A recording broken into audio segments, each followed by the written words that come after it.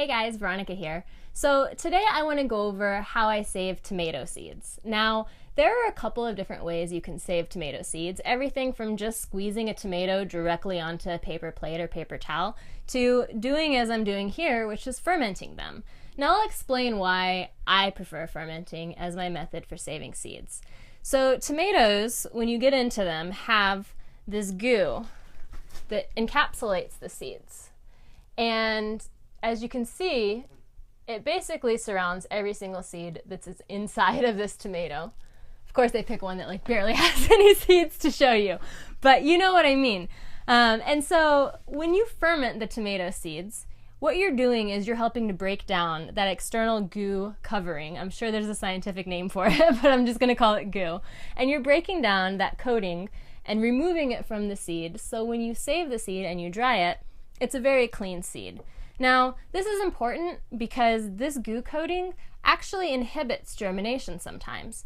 And if you remove this coating, not only will you have a better chance of your seed germinating when you go to plant it next spring, but also if you don't have a spot to put it in next spring, you can save the seed for a lot longer. So instead of a year or two with the goo still intact on the seed, you now have maybe 4 or 5 years that you could actually try and plant that seed and get successful germination. So fermenting is my chosen method, just for all of those reasons. And I think it's a very clean way to save seeds and make sure that you might actually be able to grow them again. Now, I'm a big fan of saving seeds from varieties that I enjoyed this year, because while you can still go out and buy that same variety from your seed catalog or your local nursery, there's this chance that it's not going to taste exactly the same as it did this past year. And there's still a chance that that's going to happen anyway because of, climate conditions and whatnot. But this is your best bet. Saving your own seeds is your best bet for getting the flavor that you remember again and again and again. So I'm going to show you what I did. Basically, all I do, and this is the cleanest, easiest method for saving tomato seeds ever. I wish that I had learned it sooner. But all I do is I'll take just the tomatoes. I'm doing a bunch of cherry tomatoes today. And then I have a glass of water, this is a mason jar, that I can fit my entire hand in, or most of it.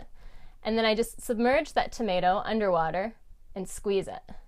And you'll see all those seeds shoot out into the water and not in my face or in the air and stick to a wall. I'm doing this in the greenhouse, obviously, so I don't make a huge mess. But I just put the tomatoes in there and squeeze them. The seeds shoot out. You can kind of shake it around a little if you want to try and dislodge all of them. And then you're left with just some tomato seeds covered in their own goo. Now, with the waterlogged tomatoes that you have here that you've squeezed the seeds out of, you could still cook them and eat them. They'd be fine. I tend to feed them to the chickens or maybe the worms or someone, just kind of throw them out in the yards and then somebody will, eat them and actually enjoy them, because I'm not dragging in a bunch of waterlogged tomatoes that I'm saving for seeds. So these will sit here in this jar now for anywhere between 24, 48, 72 hours. Sometimes they go a little bit longer. I've had these jars now in the greenhouse probably 4 or 5 days, but you have to remember too, in here it's been much cooler temperatures than it generally is. So if you're working with a really cool interior temperature, then you're going to ferment them longer because it takes the fermentation process a while to get going. If it's warmer, they're going to happen faster. So keep an eye on your jars when you do this. I like to give them a stir, with a finger or with a spoon for the first day, and then after that I let them sit. Now, how do you know when they're ready to strain and dry? So what I do is I'll look at the top of the jar. And I already scooped and cleaned these just for quicker rinsing, but I'll show you a really gross one from these cucumber seeds I'm saving, which I might have let go too far. You start to see kind of this mold and scum happening. We don't really want the green stuff that's happening on this one. I might have to dump these and start again, but the white stuff that you see, so you want that kind of scummy white mold happening on the top, because that means that a lot of the fermentation process is happening. Sometimes you'll see bubbles rising inside of the jar itself. That means that the fermentation process is happening. If you're not sure if they're fermented far enough, so if they get to this point, what you want to do is just take a spoon, literally take a spoon and like scoop that mold off and then rinse your seeds from there. If you're not sure that they fermented far enough, another thing you can do is scoop a couple out of the bottom of your jar and then just kind of take them and rub them between your fingers. And if you can get, there we go, if you can get a nice clean seed that doesn't have the goo still attached to it, and you'll know what I'm talking about when you go to feel it because it either comes off easily or doesn't, then they're ready for you to continue the process to harvest and dry them. So what I'll do then is I will take them out of this jar and I will pour them through this fine mesh sieve. It's just a basic standard kitchen sieve. If you don't have one, I recommend getting one. They're very useful for cooking, but also in the garden, like indispensable because it's so fine. Most seeds are not going to go through it, but you can wash seeds in it very effectively. So I'll take this jar of fermented seeds and we'll dump them through this sieve right onto the floor because I'm working in the greenhouse and that's how I roll. And then what I'll do is I will take my watering wand. You can also do this in a kitchen sink if you're a normal person, but you know, I like to keep the mess outside where I don't have to clean it up. And I will just rinse. I'll rinse these through the sieve until all of the goo has been rinsed away. And at that point, I should be looking at some very clean seeds. Now sometimes you have to mush them around with your hand a little just to kind of push the rest of the goo out. This is why I recommend doing it outside. It's a little bit cleaner of a process. So from here, and it looks like all of the goo is out of these seeds, I am going to save them and put them someplace to dry. Now you have a few options here. You could do paper towels, plates, a normal plate like ceramic. You can do it on wax paper, like fine mesh screen. There's like a plethora of options. I personally use my wooden bowls. I have a whole collection of them. I pick them up every time I see one at a thrift store. They're normally $1 or $2, sometimes cheaper.